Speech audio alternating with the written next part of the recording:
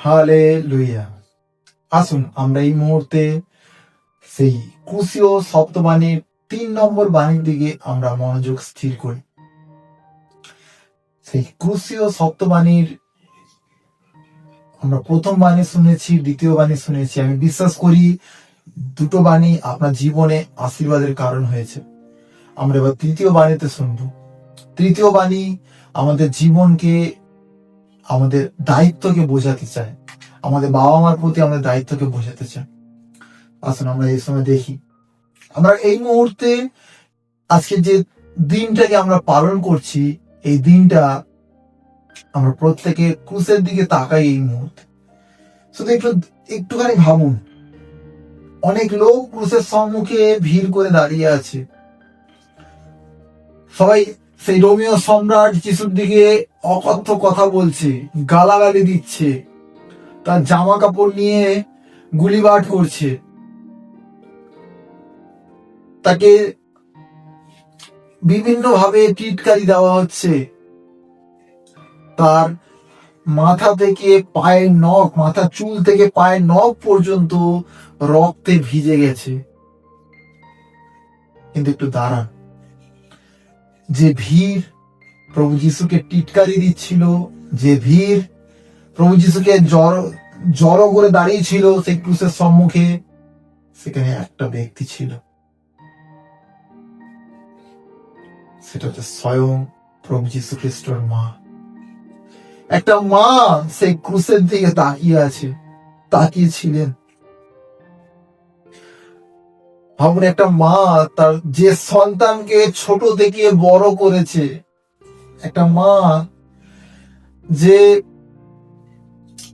তাকে সমস্ত কিছু সব দিন তাকে কোলে পিঠে আগলে রেখেছিল, সেই মা তার নিজের সন্তানকে দেখছে ক্রুশের ওপরে ঝুলে আছে। ভাবুন কতটা কষ্টকর এই বিষয়টা। জাস্ট শুধু একটু ভাবুন, একটা মায়ের কাছে এটা কতটা কষ্টকর বিষয়, যে মা তাকে ছোট থেকে অনেক কষ্টের মধ্যে বড় করেছে। আমরা যদি বাইবেল যারা পড়েছি তারা প্রত্যেকে জানি এই বিষয়টা, যে প্রভু যীশু খ্রিস্ট জন্মের থেকেই কিন্তু তার পেছনে অনেক শত্রু পড়ে গেছিল, তাকে তাড়া করে বেড়াতে ছিল। প্রভু যীশু খ্রিস্টর মা তাকে কোলে আগলে নিয়ে এদিক ওদিক করে পালিয়ে বেড়াতো। আমরা প্রত্যেকে বাইবেলে পড়েছি এই বিষয়টা। আমাদেরকে আজকে থেকে এই বিষয়টা বুঝতে হবে, যে এই মা তার প্রতি তার যে বেদনাটা কতটা ছিল, তার বেদনা, তার কষ্ট কতটা ছিল।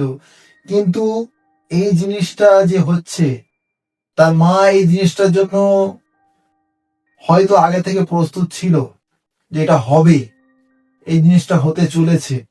কারণ প্রভু যীশু খ্রিস্টের সময়ে যখন প্রভু যীশু খ্রিস্টকে সেই মন্দিরে সিমিয়ন ভাওবাদীর কাছে যখন নিয়ে যাওয়া হয়, সিমিয়ন ভাওবাদী একটা ভাওবাদী করে আমরা প্রত্যেকে দেখতে পারি। এই মুহূর্তে লুক তার 2:35 আমরা প্রত্যেকে এই বিষয়টা দেখতে পাই।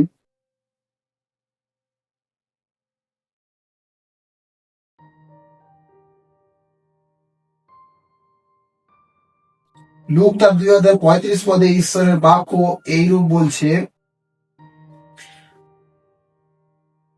আর তাতে তাদের মনে চিন্তা প্রকাশ হয়ে পড়বে। এছাড়াও ছোড়ার আঘাতের মতো দুঃখ তোমার অন্তরকে বিঁধবে। সিমিয়ন ভাওবাদী প্রভু যীশু খ্রিস্টর মাকে বলে দিয়েছিল যে ছোড়ার আঘাতের মতো দুঃখ তোমার অন্তরকে বিঁধবে। অর্থাৎ প্রভু যীশু খ্রিস্টর সেই জন্মের সময়ে তার মৃত্যুর বিষয়ে ভবিষ্যৎবাণী করে দিয়েছিল। তার মা হয়তো প্রস্তুত ছিল যে আমার ছেলেকে কষ্ট সহ্য করতে হবে, এবং তার জন্য, তার ছেলের জন্য তার হৃদয়ের মধ্যেও কষ্ট আসবে। কিন্তু এই জায়গাটাতে আমি মায়ের বিষয় থেকে অধিক প্রভু যীশু খ্রিস্ট ক্রুশে ঝোলার সময় যে বাণীটা বলেছে, তৃতীয় বাণী, তিনি দায়িত্বের বিষয় বোঝাতে চেয়েছেন। একে অপরের দায়িত্ব, শুধু একে অপরের বিষয়ে দায়িত্ব নয়, এখানে যে মা বাবাকে সম্মান করার বিষয়টা। কারণ এইখানে যাত্রা পুস্তক 20:12 লেখা আছে, তোমার পিতা মাতাকে সমাদর কর। অর্থাৎ প্রভু যীশু খ্রিস্ট সেই ক্রুশে রক্তের মধ্যে স্নান করছে, তার দু হাতে পেরেক, পায়ে পেরেক, মাথায় কাটার মুকুট পরা, সেই অবস্থাতে তার যন্ত্রণাকে ভুলে গিয়ে তার মায়ের দিকে যখন সে তাকিয়েছে, তার যন্ত্রণা চলে গেছে। মায়ের দিকে যখন তাকিয়ে তার মায়ের প্রতি তার চিন্তা হচ্ছে যে কি আমি তো চলে যাচ্ছি, কিন্তু আমার মাকে কে দেখবে, আমার মাকে কে দেখবে, আমার মায়ের চোখের জলকে কে মোছাবে। এই জন্য তৃতীয় বাণীতে তিনি কি বলছে, আমরা দেখতে পারি যখন তার 19 অধ্যায়ের 25 থেকে 27 পদ যদি আমরা পড়ি, বলছে যিশুর মা তার মায়ের বোন ক্লোপার স্ত্রী মরিয়ম আর মগদলিনী মরিয়ম যিশুর ক্রুশের কাছে দাঁড়িয়েছিলেন। যিশু তার মাকে এবং যে শিষ্যকে ভালোবাসতেন তাকে দাঁড়িয়ে থাকতে দেখলেন। প্রথমে তিনি মাকে বললেন, ওই দেখো তোমার ছেলে।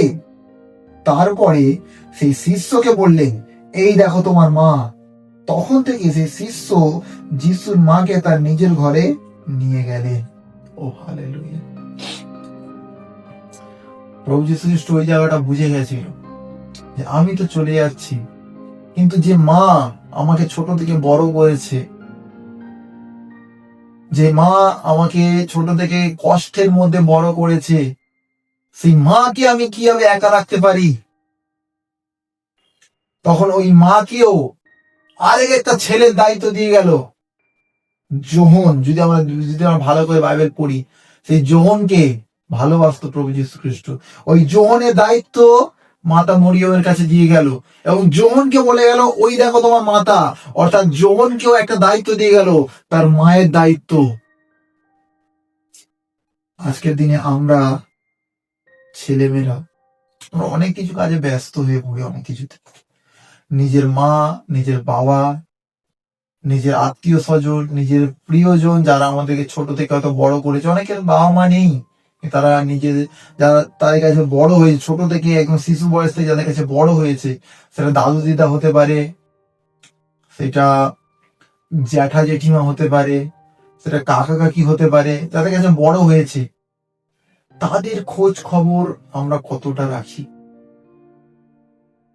আমরা অনেক কিছু করি, আমরা অনেক কিছু কাজে ব্যস্ত হয়ে পড়ি, কিন্তু আমরা অনেক সময় মা বাবাকে ফোন করতে ভুলে যাই, মা বাবাকে খোঁজ খবর নিতে ভুলে যাই। কিন্তু এই যে তৃতীয় বাণীতে, ভাবুন না সেই কন্ডিশনটা কিরকম ছিল, সেই পরিস্থিতিটা কিরকম ছিল, যে পরিস্থিতি প্রভু যীশু খ্রিস্ট ঝুলছে ক্রুশের ওপরে, সেইখানে দাঁড়িয়ে সেই অবস্থার মধ্যে থেকেও প্রভু যীশু খ্রিস্ট তার মায়ের দিকে যখন তাকালো, তখন তিনি কি করলেন, সেই তার মায়ের সমস্ত দায়িত্ব তার সেই শিষ্যের হাতে তুলে দিলেন। এটা সেই শিষ্য ছিল কিন্তু যে শিষ্য প্রভু যীশু খ্রিস্টকে গেতসেমানি বাগানে ফেলে রেখে পালিয়ে গেছিল। কিন্তু আরো তো অন্য শিষ্যরা ছিল, অন্য শিষ্যরা কিন্তু কেউ ফিরে আসেনি প্রভু যীশু খ্রিস্টের কাছে, সেই ক্রুশের কাছে ফিরে আসেনি। যে ক্রুশের কাছে আসে তাকে দায়িত্ব দেওয়া হয়, যে ক্রুশের সম্মুখে আসে তাকে দায়িত্ব দেওয়া হয়। যোহন হারিয়ে গেছিল গেতসেমানি বাগানে, যীশু খ্রিস্টকে ছেড়ে চলে গেছিল গেতসেমানি বাগানে, কিন্তু সে ফিরে এসে ক্রুশের কাছে যখন এসছে, তাকে প্রভু দায়িত্ব দিয়েছে, তার মায়ের দায়িত্ব দিয়েছে। আজকের দিনে অনেক বিশ্বাসী ভাই বোন আমরা এরকম আছি, যারা প্রভু থেকে অনেক দূরে চলে গেছি, কিন্তু প্রভু আজকের দিনে এই দিনটাতে আপনাকে আহ্বান করছে, ফিরে এসো। কারণ প্রভু এখনো আমাদেরকে অনেক কিছু বিষয়ের উপরে দায়িত্ব দিতে চান অনেক কিছু বিষয়ের উপরে। কিন্তু আমার যে বিষয়টা, যে তার মাকে দেখিয়ে দিল যে হে নারী, ওই দেখো, তার মাকে বললো, যিশু তার মাকে এবং যে শিষ্যকে ভালোবাসে তাকে দাঁড়িয়ে থাকতে দেখলেন। প্রথমে তিনি মাকে বললেন, ওই দেখো তোমার ছেলে। মরিয়মকে তার ছেলে দেখিয়ে দিল, ওই দেখো তোমার ছেলে, তুমি এর সঙ্গে থেকো। আমি চলে যাচ্ছি, তুমি এর সঙ্গে থেকো। এবং যখন যখন যে ফিরে এসেছিল ক্রুসের কাছে, সে তাকে বলা হচ্ছে, জোহর, ওই দেখো তোমার মা, তুমি আজকে থেকে এনার দায়িত্ব নাও। আমি চলে যাচ্ছি, কিন্তু তুমি এনার দায়িত্ব নেবে। তুমি এনাকে সমস্ত কিছুর মধ্যে থেকে তুমি রক্ষা করবে। তারপরে বাইবেলে লেখা আছে না, যে তখন থেকেই সেই শিষ্য যিশুর মা মাকে তার নিজের ঘরে নিয়ে গেলেন। ভাবুন জাস্ট, আমরা আজকে ভালো কন্ডিশনে থেকেও নিজের বাবা মার খোঁজ নিই না। আমরা আজকে অনেক ভালো কন্ডিশনের মধ্যে থেকেও নিজের পরিজন, যারা আমাদেরকে ছোট থেকে বড় করেছে, মানুষ করেছে, তাদের খোঁজ নিই না ঠিক মতো। আজকে থেকে এই জিনিসটাকে পরিবর্তন করুন। যদি আপনি ফ্রি থাকেন, তাহলে অবশ্যই এখনই আপনি ফোন করতে পারেন আপনার প্রিয়জনকে। তো জাস্ট একটুখানি ফোন করে জিজ্ঞেস করুন যে আপনি কেমন আছেন, তুমি কেমন আছো, তোমার কি প্রবলেম, আমাকে বল। তারা খুশি হবে, অনেক খুশি হবে। এই জন্য আমি আরেকটা পয়েন্ট আমি লিখেছিলাম যে আর্থিক কাজ করলেও পরিবারের দায়িত্ব ভুলে যাবেন না। আমরা অনেক সময় আমরা মিনিস্ট্রি কাজ করতে করতে পরিবারকে ভুলে যাই। অনেক সময় মিনিস্ট্রি কাজ থেকে সকাল হচ্ছে কখন, সন্ধে হচ্ছে কখন, রাত হচ্ছে কখন, বুঝতে পারি না। কারণ পরিবারকেও সময় দেওয়ার প্রয়োজন আছে। পরিবারের সদস্যদের সঙ্গে সময় কাটানোর সময় একটা নির্দিষ্ট টাইম আছে। আমাদেরকে সব দিকে প্রভুর কার্য করতে হবে এবং সেই নিজের বাবা মাকে সম্মান করতে হবে, নিজের বাবা মার খোঁজ নিতে হবে, সমস্ত কিছু। বিষয়টা দেখুন যে প্রভু যীশু খ্রিস্ট যদি ক্রুসের ওপরে গিয়েও নিজের মা দায়িত্ব পালন করতে, নিজের সেই সন্তান হওয়ার যে দায়িত্বটাকে পালন করতে পারে, ভাবুন আজকে আমি আর আপনি তো ভালো অবস্থাতে আছি। আজকে আপনাকে আমাকেও সেই নিজের বাবা মার দায়িত্বকে পালন করতে হবে। এই জন্য বলেছে যে আমরা প্রভুতে থাকাকালীন যদি নিজের বাবা মাকে সমাদর না করতে পারি, তাহলে আমরা ঈশ্বরকে কিভাবে সমাদর করব? আর বাবা মাকে যদি সমাদর না করতে পারলাম, সমাদর করতে হবে আমাদেরকে বাবা মার। অবশ্যই আজকে যে ক্রুসের সম্মুখে আপনি দাঁড়িয়ে আছেন, এই ক্রুসের সম্মুখে প্রতিজ্ঞা নিন যে আমি আমার পরিবারের প্রত্যেকটা সদস্যদের মধ্যে আমি সংযোগ স্থাপন করব, প্রত্যেকটা সদস্যদের মধ্যে আমি খোঁজ খবর নেব। শুধু নিজে না, আমরা সকলে মিলে বাঁচব, সকলে মিলে একে অপরের ভার নেব। এটাই দায়িত্ব, এটাই দায়িত্বকে ঈশ্বর প্রভু যীশু খ্রিস্ট বোঝাতে চেয়েছে। তার মাকে সেই ছেলের খোঁজ খবর নেওয়ার জন্য বলে গেল এবং সেই ছেলেকে তার মায়ের দায়িত্ব দিয়ে গেল। এটাই ঈশ্বরের কার্য, এটাই ঈশ্বরের প্রেম, এটাই ঈশ্বরের ভালোবাসা। ঈশ্বর আজকের দিনে আমাদের মধ্যে এই জিনিসটাই দেখতে চাইছে এবং আমি বিশ্বাস করি আপনার মধ্যেও আজকে থেকে এই জিনিসটা অবশ্যই কার্যকর হবে। ঈশ্বরের গৌরব হোক। সমস্ত কিছুর মধ্যে আমাদের প্রভুর নাম উচ্চারিত। আসলে আমরা প্রার্থনা করি। স্বর্গীয় পিতা, আমি তোমাকে ধন্যবাদ দিই বাবা গো, ধন্যবাদ দিই প্রভু গো। আজকে তৃতীয় বাণীর মধ্যে থেকে তুমি আমাদেরকে দায়িত্বকে বোঝালে প্রভু। এই যে দায়িত্ব প্রভু তুমি আমাদেরকে দিয়েছো প্রভু, আমাদের সঠিকভাবে এবং সুন্দরভাবে সেটাকে পালন করতে পারি প্রভু।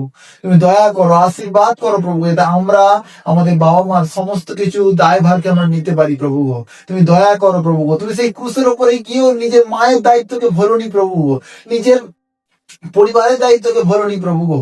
প্রভু আমাদেরকে সাহায্য করো প্রভু, আমাদের সমস্ত কিছু ব্যস্ততার মধ্যেও প্রভু যাতে আমরা আমাদের পরিবারের সমস্ত দায়িত্বের বিষয় না ভুলি প্রভু গো। তুমি দয়া করো প্রভু, তুমি সাহায্য করো, আমাদেরকে সেই সঠিক পথে পরিচালনা করো প্রভু গো।